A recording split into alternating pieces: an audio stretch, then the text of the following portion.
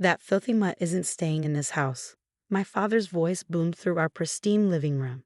I stood my ground, holding the trembling German Shepherd mix I'd found in the rain. He was hit by a car, Dad. He needs help.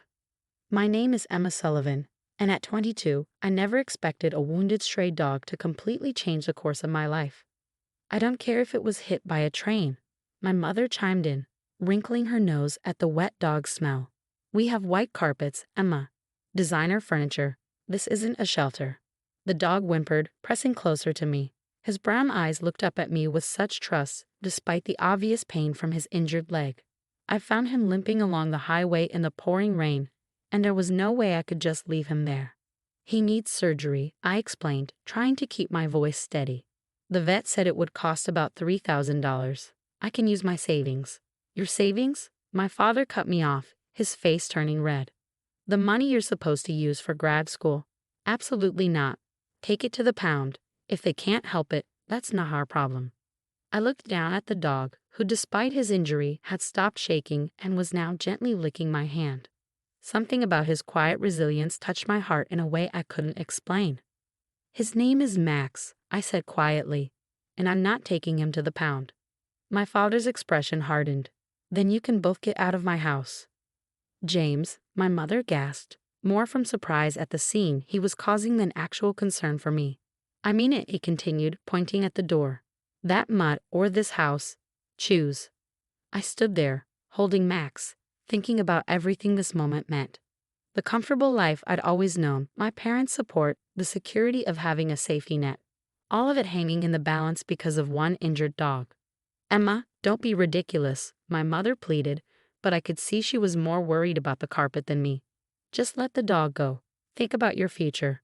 I was thinking about my future. I was thinking about the kind of person I wanted to be, the kind of life I wanted to live. Looking into Max's trusting eyes, I made my choice.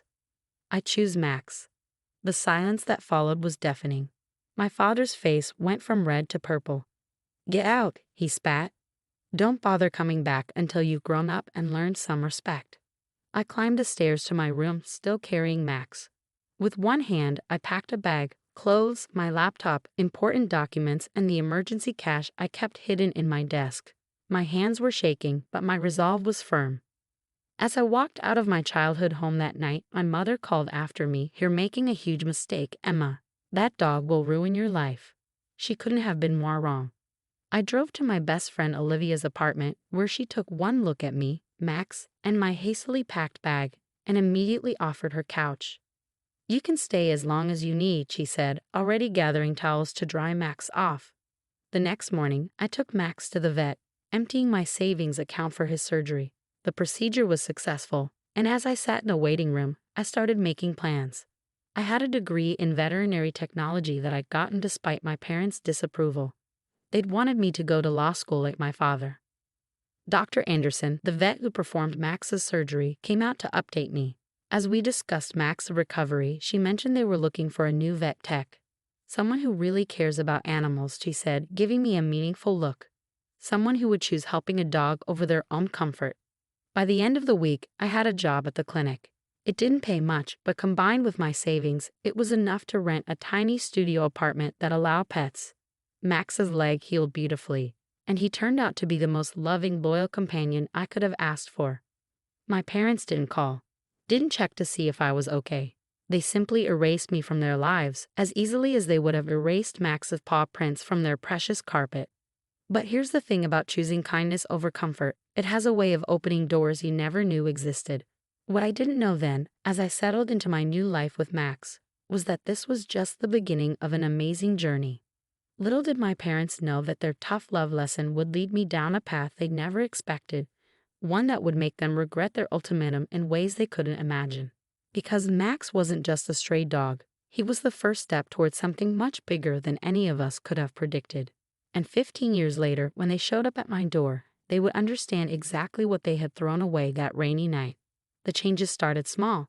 Word spread around the clinic about the tech who could calm even the most anxious animals.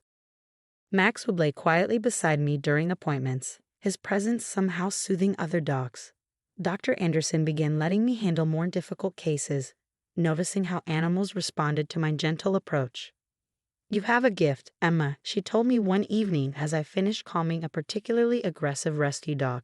"Have you ever thought about specialized training in animal behavioral therapy?" I hadn't, but the idea took root. With Max as my first success story, I started taking online courses in animal behavior while working full-time.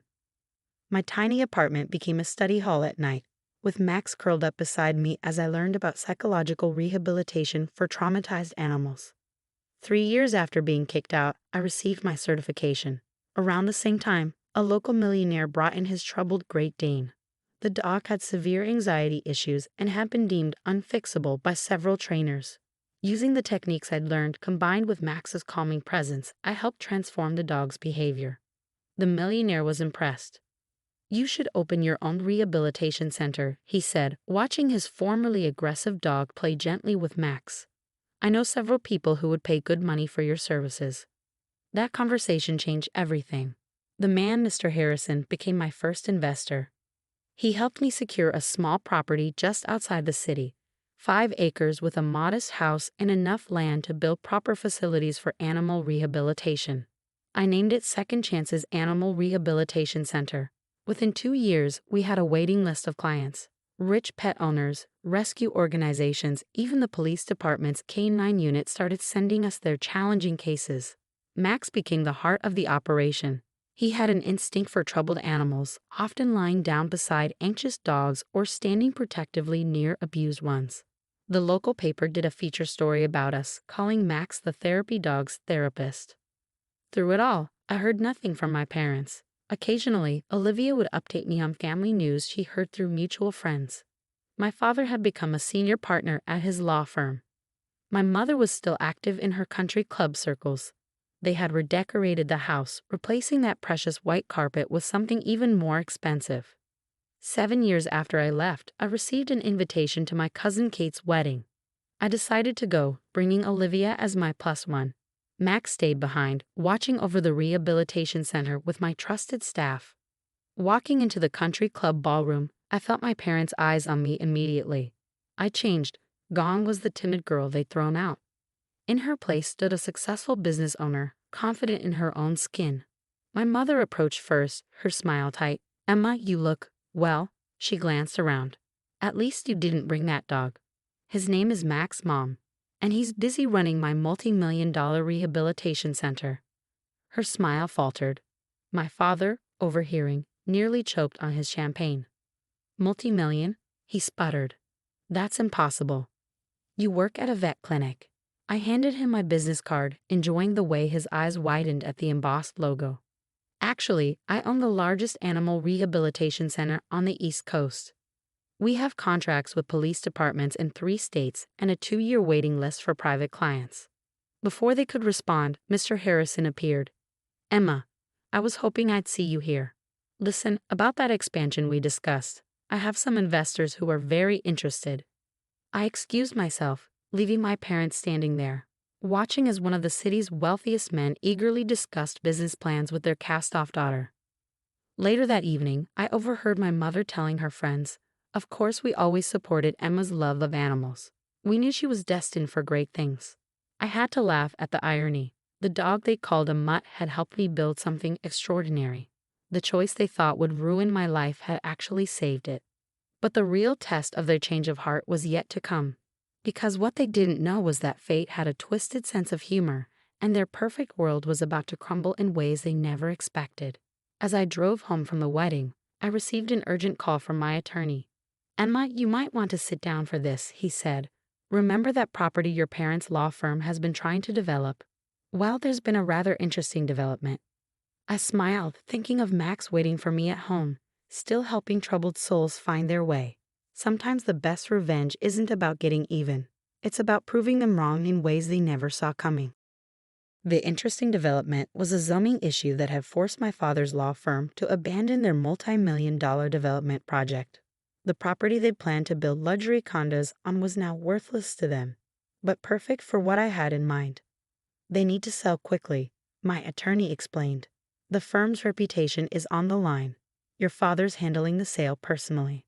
I leaned back in my office chair, Max's gray muzzle resting on my knee. He might have been older now, but his eyes still held the same wisdom that had drawn me to him 15 years ago.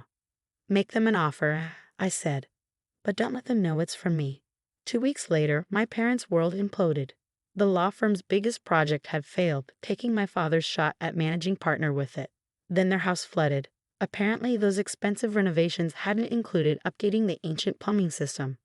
Insurance wouldn't cover most of the damage, and with the development project's failure hanging over him, my father's position at the firm became precarious. I heard all this from Olivia, who'd remained my connection to family gossip. They had to move out of the house while it's being repaired, she told me. But they're having trouble finding a place to stay. Apparently, your mom's burned a lot of bridges at the country club.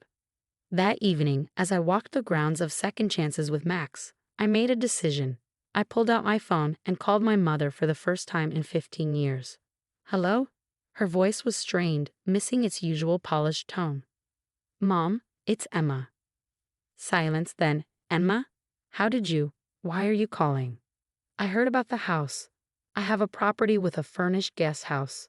You and Dad can stay there while your house is being repaired. More silence. I could practically hear her weighing her pride against her desperation. Where is this property? She finally asked. The old Riverside plot.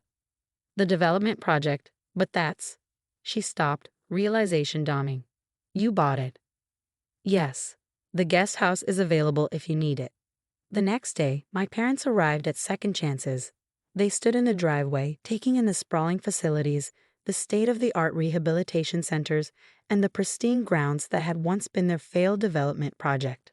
Max sat beside me as I greeted them, his gray face dignified, his posture regal despite his age. My father couldn't seem to stop staring at him. This is all because of that dog, he asked, gesturing at the property. No, Dad. This is because you threw me out over that dog. Best thing you ever did for me, actually. My mother touched my arm hesitantly. Emma, we were wrong. We were so wrong. I know, I said simply. The guest house is this way. Over the next few weeks, my parents witnessed what their mistake had built. They saw police officers bringing in canine units for training, watched wealthy clients arrive in luxury cars seeking help for their troubled pets, and observed how Max, even in his senior years, still helped scared animals find their courage. One evening, I found my father sitting with Max in the garden. The old dog had his head in my father's lap, and to my surprise, there were tears in my father's eyes. He's extraordinary, my father